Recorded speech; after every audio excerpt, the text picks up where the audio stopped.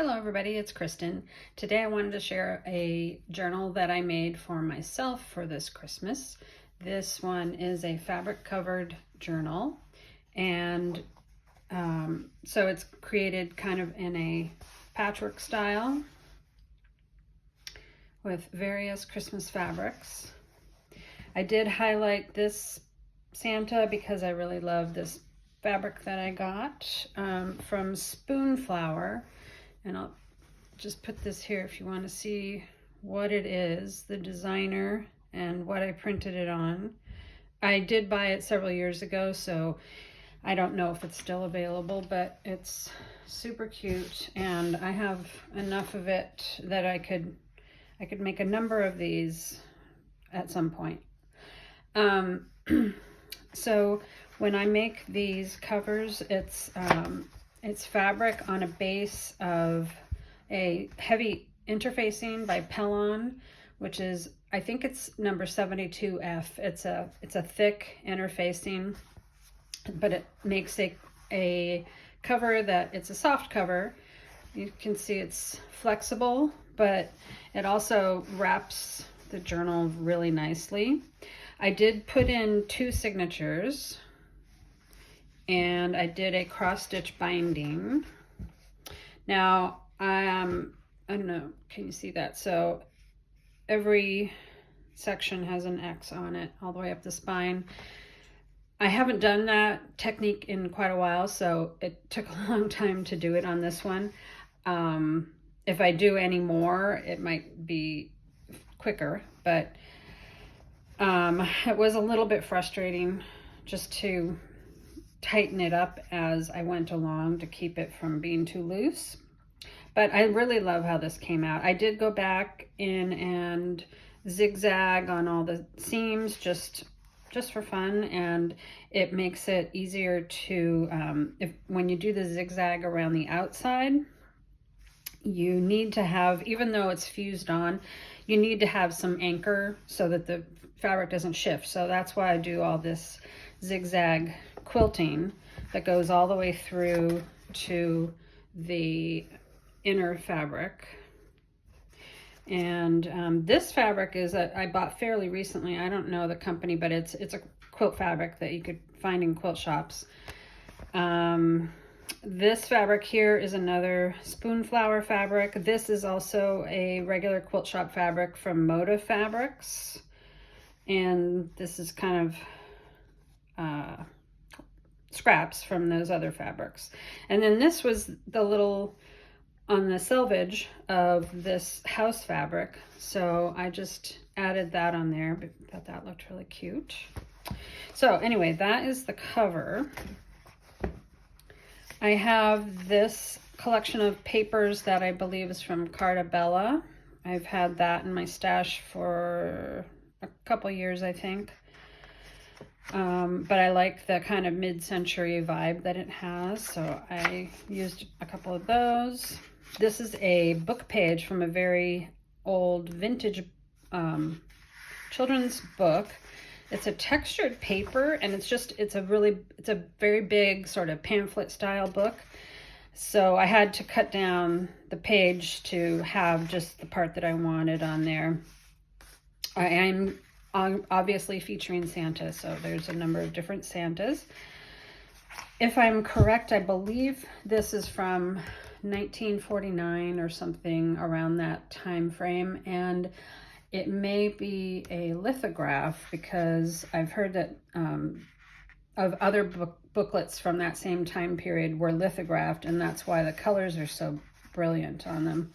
It's really a beautiful book. This is wrapping paper that I just bought last week at Paper Source. I just love the little birds on there, so I got that. These are 2 pages. I kind of treated them almost as one page, and I might even in fact glue them together there, although I sort of like this little flippy flappy thing, so I might just leave it. But it's a vintage little cookbook pamphlet, and it's not even necessarily Christmassy, but this kind of tartan plaid felt Christmassy to me, so I put that in here, and it's got some kind of baked good recipes. This is a page from Rudolph. And then I also have music paper from Rudolph because I love Rudolph. This is a page from a little mouse Christmas story, and I can't remember the title. This is not a book that I read as a child, but I just thought the illustrations were really cute, so I put that in there. This is some other vintage wrapping paper. I have quite a selection of Christmas vintage wrapping paper right now, and I haven't really used it very much, but I'm starting to. And this one in particular is just very beautiful. The paper is really nice and sturdy, and it has, you might be able to see, it has some metallic details, which is really nice. This is a page from an Ideals Christmas book. This is scrapbook paper. These are like little dachshunds. I don't remember which company that was. If you want to know, I can look it up.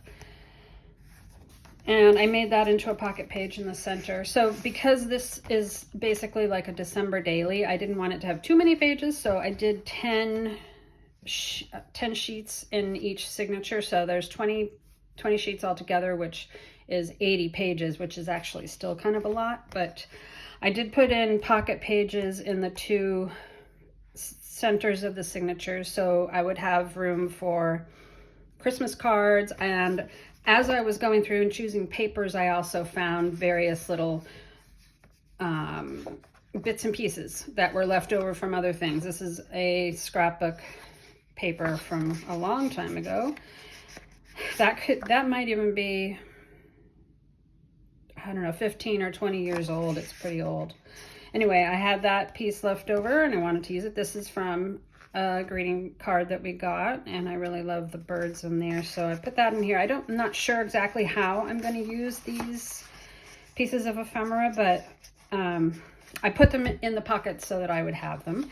This is a December calendar page from several years ago, and it's on textured paper. I really love the illustrations, but the textured paper is really nice, so that will make a nice little journal spot. And then this is actually the spine of this book that I bought a few years ago, and I did use some of the pages, so I had saved this, and I'm not sure what I'll do with it, but I just put it in here just in case I want to use it this year.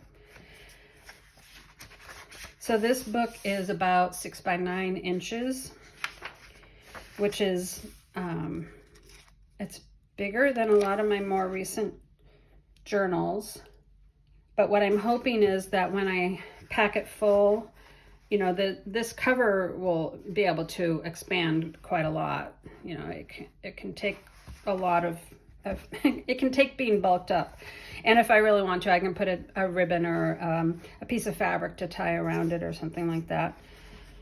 I personally don't really like to have ties on my journals. I just like it to be like a book. So so I'm happy with it the way it is now, but we'll see what happens as time goes on.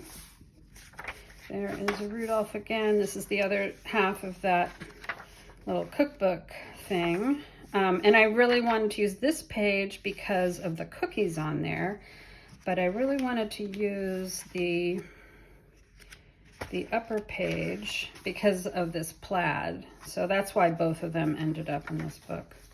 And this is kind of funny. On here tells you all about baking soda, all the uses for baking soda. I probably will just leave that as it is and not even cover it up. And there's the baking soda. So coming to the end, that's the end of the first signature. This is the second signature. This is also some vintage wrapping paper, and I absolutely adore this one. It's so colorful and fun. It's got Santa, wreaths. I didn't get it in the section that I cut out, but there are also some of these little medallions that have it's a little girl, or maybe she's an angel or something like that. But the colors on here are great, and the gold is got a metallic sheen to it, so it's really nice. This is a scrapbook paper that is from the same collection as this one. The Santa Claus book. So the Santa Claus book, I haven't really used these pages much. I have, I think, 3 copies of it, at least, maybe even 4. But they're big pages. It's a little golden shape book.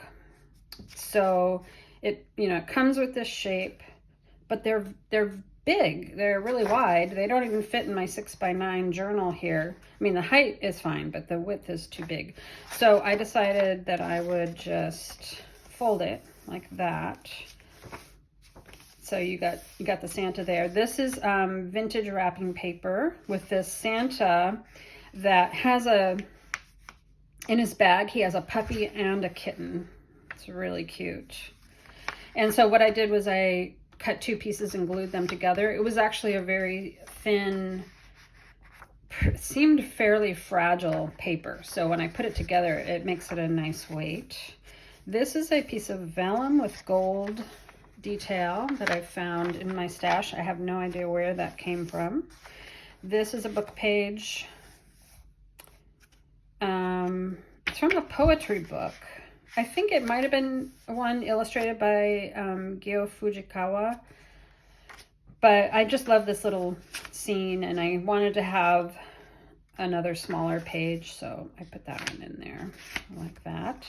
This is a very vintage cover of a magazine that I found in I think in an antique store called Young Wings Christmas 1946, and it's so old. I don't know if you can see that, but this paper this paper has holes in it, and so it's pretty fragile.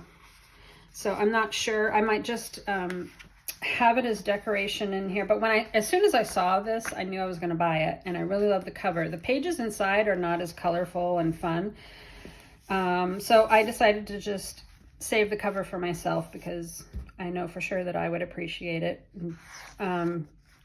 This page is from this really wonderful Christmas Carols book that I have 2 copies of.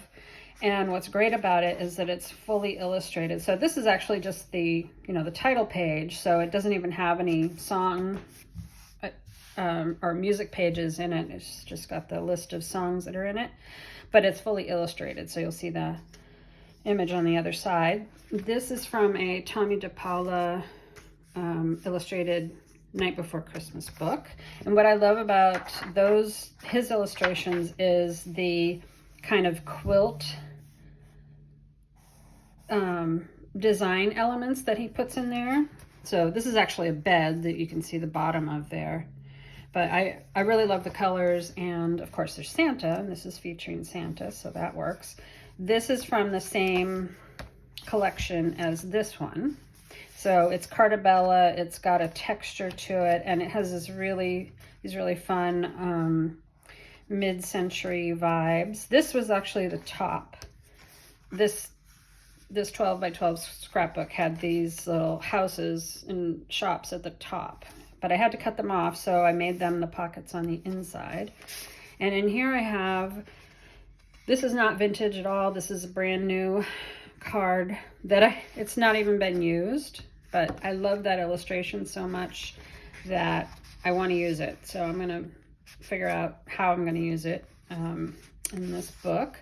This is a Christmas card that we were sent a long time ago, so I just had it in my stash. But what it's interesting is that not only is the cover of the card illustrated, but the inside cover is also illustrated, but it's got lots of room for journaling on there. So I wanted to use that. And this was actually a piece that I had printed from, I think this is from an Amity Bloom pack, and I just found it while I was looking at all these other cards and stuff, and I was like, oh, I think I'll take that one. So I put that one in here. If I don't end up using it, it'll just go back into the stash. So this is the other side of that paper. It's really fun. And there is Mama in her kerchief in bed when Santa comes. So Love the colors on there. And this is the other side of that the cover page for that Christmas Carol book. And I really like that illustration. So you can see why I really like that book. Almost all or maybe even all of the songs have a full color illustration on them. So that's really neat. This is the other side of the vintage holiday magazine. And I haven't really read that, so I'm not sure what that's about, but it was a publication of the Junior Literary Guild. And this is the other half of that little poetry page.